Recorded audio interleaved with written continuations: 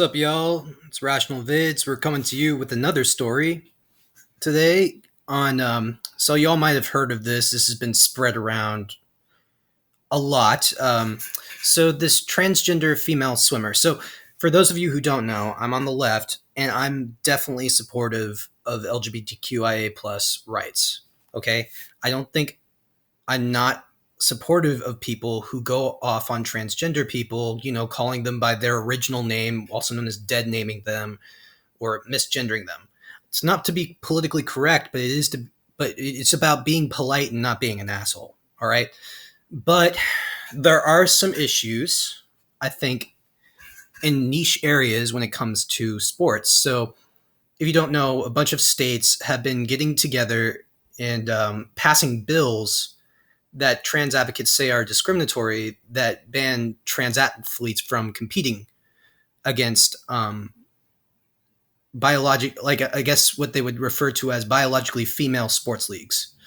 Like, for example, Lia Thomas is a transgender female swimmer who has in recent years broken a bunch of records competing against other women in the pool. Now, a lot of people are saying this is unfair because she has a physiological advantage that's more intrinsically related to biological sex at birth rather than gender identity. And while I don't really have an opinion on this, I just want to say that I guess it should be up to women who were born biologically female to decide whether they want to compete against transgender women in sports. So, but this article is about a rapper who's named Boozy Badass. I've never heard of him before. So obviously not that big, but he went off on Lia Thomas. This article is titled, "Get Your Ass Out of the Pool. Rapper Boozy Goes Off on Lia Thomas." Remember in January when woke mob leader Pat Ford said that the Lia Thomas controversy was just a right-wing conspiracy to infuriate an audience? Times sure have changed, Pat. Now we have rapper Boozy Badass sitting down to do interviews where the rapper of such hits as Mop With It, the classic Wipe Me Down, and Clay's favorite Nasty Nasty, is giving his opinion on the raging controversy over transgender Lia Thomas swimming against biological females. Boozy, who isn't exactly waving a Trump flag, has sided with the biological females on this issue, and he has a stern message for the losers like Pat Ford out there who think that this is some political wedge issue led by a bunch of lunatic right-wingers. So first of all, it kind of is a wedge issue if you think about it. None of this is important regarding the big issues we are facing in our country today. Higher and higher rates of economic inequality plus rising gas prices due to sanctions we've imposed on Russia, but not really blaming it on the sanctions, though. It's more blaming it on the mega corporations in the oil and gas industry that are raising these prices on first, taking advantage of the issue right now. We also have a bunch of criminal justice issues, including mass incarceration rates. We have even when it comes to LGBTQ issues, we have the Don't Say Gay bill in Florida, which is outwardly discriminatory towards LGBTQ students. I think so. In the context of things, this is a very, very small, teensy issue.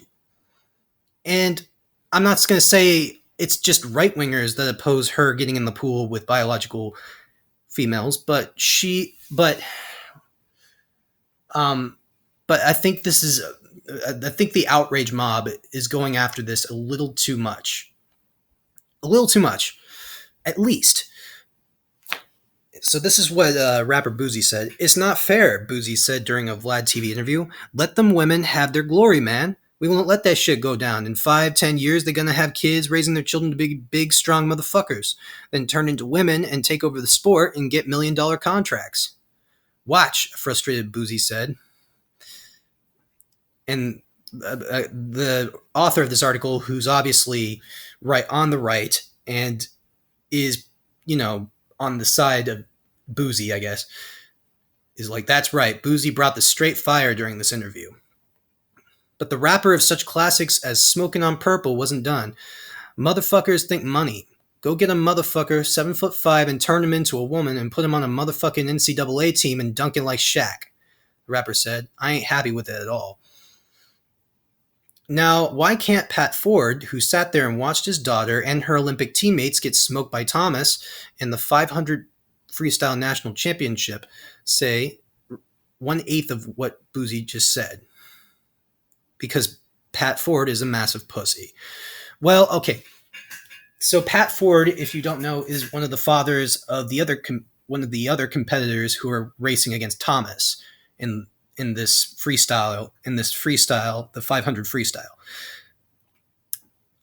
And he went on to say that I don't want to see anybody get denied a medal in, sports, because what's more important than any trophy is equality. And yeah, I mean, if that's your perspective on the issue, that's fine. I don't think Pat Ford is necessarily in the wrong. But I think that there's also a lot of like what people would consider radical feminists, but I don't think that they're trans exclusionary radical feminists going after Lia Thomas. But they make a good argument saying that women have fought, like women who were born biologically female have fought for years to get their own sports leagues because of, our history of chauvinism and all that. So it's hard to have an opinion on this issue because I am very, very supportive of the LGBTQIA plus community. I am what you would consider an ally.